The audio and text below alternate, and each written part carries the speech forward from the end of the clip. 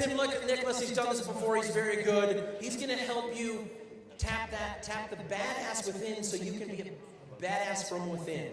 I think that's pretty true, right? Ladies and gentlemen, give it up for Tim Nicklas.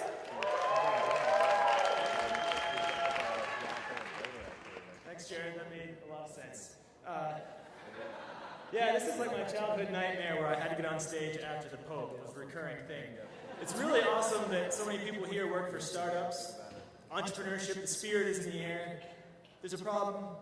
I don't work in a startup. I work in a place that's a little bit more similar to this. And you may ask yourself, those of you who work in big companies like I do, is it possible to have entrepreneurship here? And I'm here to tell you yes. We call it Intrapreneurship, and I am an intrapreneur. We all know how quickly things are changing with technology. Big companies are too busy milking the cash cow to come up with new ideas. So it's up to us to come up with new innovative ideas because they're holding it hostage with continuous process improvement, things like that. And I know people that work at big companies have ideas for products and services, but you think that you don't have permission to pursue them. In reality, no one's really stopping you.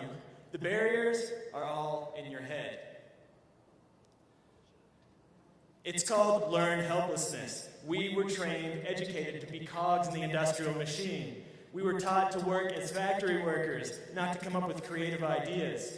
We were actually shamed into compliance. How many people here were ever laughed at when they answered the question incorrectly?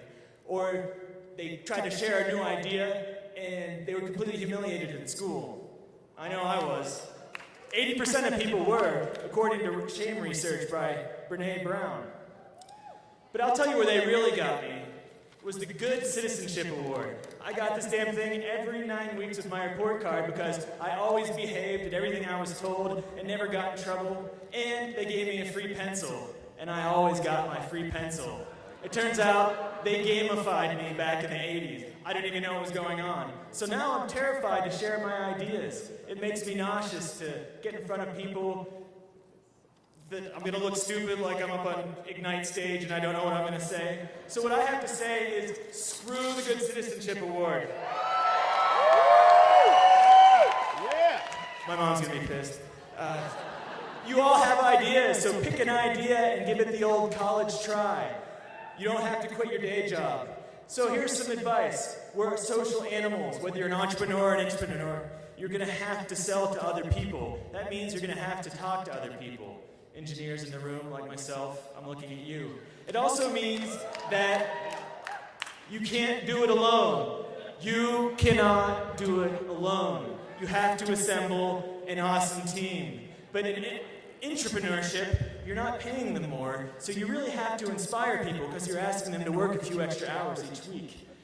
If you're an entrepreneur in a startup company, hype is your friend. You want publicity, you want hits on your website. But if you're an entrepreneur in a big company, it has its own immune system. You are a pathogen. You want to stay under the radar for as long as possible, or else you will be attacked.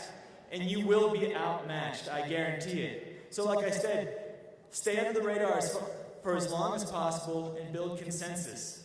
How do you do that? Well, I know you all have political savvy.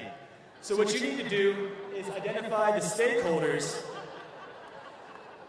and make sure you have their buy-in. And I have a recommendation. If you're dealing with a stakeholder, ask for their advice first before you start asking for resources, for money, for their support. You're in a big system, a big company. You want to do as many things in parallel as possible. You don't want to put the ball in other people's court because they'll sit on it. So keep pushing to move your ideas along. And here's advice, whether you're an intrapreneur or an entrepreneur. You're creating something new in the world, and it's probably going to suck at first. So, keep pushing. Iterate. It will get better. People will get what you're trying to get at. The other thing is, you were going to receive a lot of no's. If you're an intrapreneur, you might receive the yes, and then no action after that. Either way, you are going to have to grow thick skin. It's a skill that's very important in either capacity. And finally, a little word of caution. Intrapreneurship is a gateway drug. You might be craving some heavier stuff later on. By this time next year at Startup Week, you may have cashed in your 401k, sold your job, and created your own company. So beware. But what I have to say now is, Whether you work in a big company or a small company, doing what you're told is not the answer. Go pursue your ideas. Go make a difference. I'm Tim Nicklas, and thanks for listening.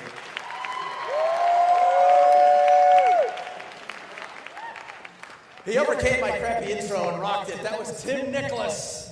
Thank you so much. Let's hear it